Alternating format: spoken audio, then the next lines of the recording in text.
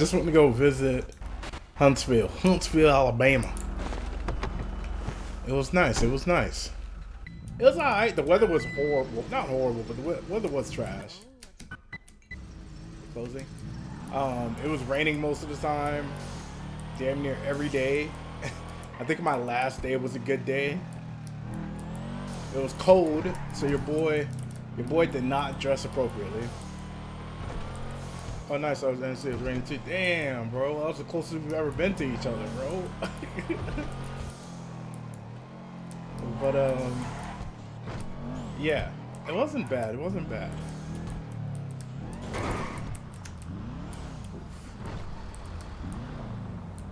What did it say?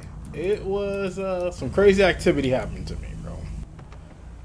So your boy went out one night, right? Went to a bar, great bar, small bar, real small bar. Like literally like I can't even like it's like one row type of thing. It's like you have a bar and then you have just enough room for like a person to sit at the bar and for people to walk behind you. That's how small it was. And it wasn't even that big, like it wasn't that long. It was probably like I don't know, I'd probably say like 75 feet. So again, real small bar, bro. But the vibes were immaculate. Live music, it's a dive bar. I love dive bars. I don't like anything too I say high class, but I don't like anything too formal. There we go. Alright, I like dive bars. You meet better people at dive bars, I feel. Anyways, the boy sits down at the bar. I end up talking with someone. He's a local. Can't be scratching this. He's a local. He has his own band and stuff, and we're talking about music and whatnot. Things chill, right? Things are cool. And I'm like, hey, is there any other bar like this in a walking distance? Because your boy had a few drinks in him, all right. And I'm not about to drive, but if there's anywhere I can walk to, I'll happily go. He's like, no, not really. And I'm like, you know what? I did see another bar that had like live music. Let me go check it out, bro. Let me go check out this other bar. I'll be back. So I go to check it out. It was closed. I was like, God damn it. Oh shit, I gotta switch my clothes. And so I go back to the bar, and the dude I was talking with was talking with some other people. So I'm like, I'm not just gonna, I don't know, I'm not gonna try to infiltrate that. I don't know him that well. We've been talking for a bit, but I don't know him that well, right? So I sit by myself at the bar. Um, there's like an empty spot next to me. About like 10 minutes later, bro, someone pulls up on me. And I look, and I'm like, "Sup?" It's another black dude, right? So we do the whole head nod thing, and then he daps me up, and he's like, "What's good, my nigga?" And I'm like, "Nothing." We start laughing about that, right? And so we start chit chatting. Turns out, dude's from San Francisco, right? And he's like, "Yeah, I'm a barber. I like travel back and forth. I got family here, so that's why I mostly come out here to see family. And then if people need a cut, I'll give a cut and this and that and blah blah blah." I'm like, "Oh, okay, that's cool. That's cool." So we're chit chatting. Seems like a cool dude. He's like, "Hey, do you smoke?" I'm like, "Nah, I'm good." He's like, "All right, well, I'm gonna go smoke." And I'm like, "You know what? I got nothing else to do." I'm like, "Hey, I'm gonna tag along. I'm gonna come outside with you, right?"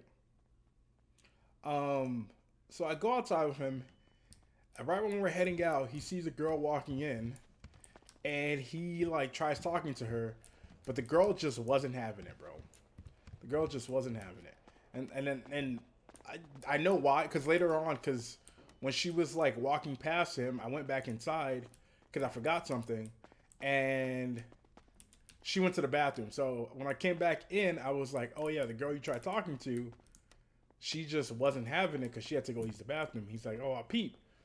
So we go by his car. He's in his car. He's grabbing his Swede, right? And next thing I know, I see a girl in his passenger seat. I'm like, what the heck? I'm like, this guy has a girl? And he's like talking to her, and he's like, "Babe, you need this? You need anything? Babe, you want some of this? You want some of that, right?" And I'm like, man, I was like, yeah, man has a whole girlfriend. And so, let me clock in. Wait, let me get done with the story first before I clock in, bro. And so I'm like, that's weird. And he steps out the car, and we're talking and whatnot. And the door of his car is still open, so his girlfriend can hear us. He was like, yeah, I was trying to talk to this one girl that walked by. And I'm like, bruh, you got your whole girlfriend right there. What the heck? And I'm like, okay, maybe they're into different stuff, right? I ain't gonna judge, bro. I ain't gonna judge. So we're still outside. We're chit-chatting. We're talking. Everything's cool. We're talking about music. We're talking about just like life in Huntsville. How is it, right? Blah, blah, blah. Next thing I know, some dude comes up. His name's Cole. And we're still outside. His name's Cole. He sits on the steps that's right next to us, right? And okay. So the person I've been talking to, the other black guy, his name's, I should give a fake name for him. His name, we'll call him Penn, bro. We'll call him Penn. So me and Penn's been chopping it up. It's been great, right? So now Cole goes and sits on the steps, and Penn starts talking to Cole, and Penn is like, and then keep in mind, chat, again, I don't do drugs, chat. I don't do drugs. Keep in mind, Penn asks Cole, hey, you know if there's any place I can get a bump? And in my head, chat, I'm thinking he said blunt, bro. I'm thinking he said blunt.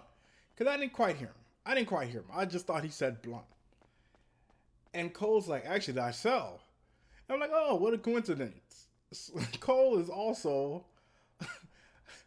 a dealer, right? A weed dealer. And so Penn is like, hey, I got some with me. I don't have that much. I'm going to do some right now. Do you want to test it out to see if it's like similar to yours? And Cole's like, yeah. So I'm like, man, this is weird. Again, I don't smoke. This is weird. I didn't realize people would test their weed now. I mean, I'm thinking in my head, maybe, the whole fentanyl thing is getting to people. And so now people are testing each other's weed, right? Penn pulls out a freaking baggie, bro. And it's white. He pulls out the baggie.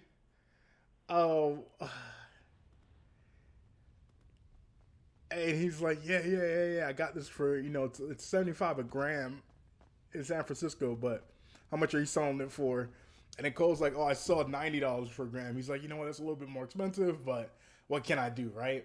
He's like, so then he's like, all right, you want to test it out? He's like, I forgot my key. Can I borrow your key? So he has Cole's for his keys. He freaking takes a sniff, bro. He takes a sniff, and then he gives some to fucking Cole. Cole takes a sniff. Cole's like, oh, yeah, that's some good stuff. And then they're like, yeah. And then he's like, hey, Cole, I don't know, how good is your stuff, bro? Okay, he's like, how good is your stuff? And Cole's like, yeah, mine is just as good. And so they just walk away, bro. They went to go make the transaction, and your boy, I just stood there, bro. I stood there after they left, and I just started laughing, bro. That's a Jet Nice shirt today. Why so goodly dressed? You guys want to know the real answer? Did you get some? No. No. And you can attest, bro. Sable can attest.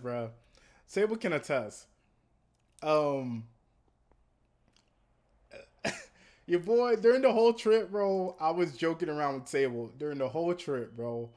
Yeah, where can I get some crack? Where can I get some crack, bro? God tell you want some crack? You want some crack? I'm gonna give you some crack now. What you gonna do with it, son? What you gonna do with it? You better stop joking about it. You're not about that life, Noir. You're not about that life, Noir.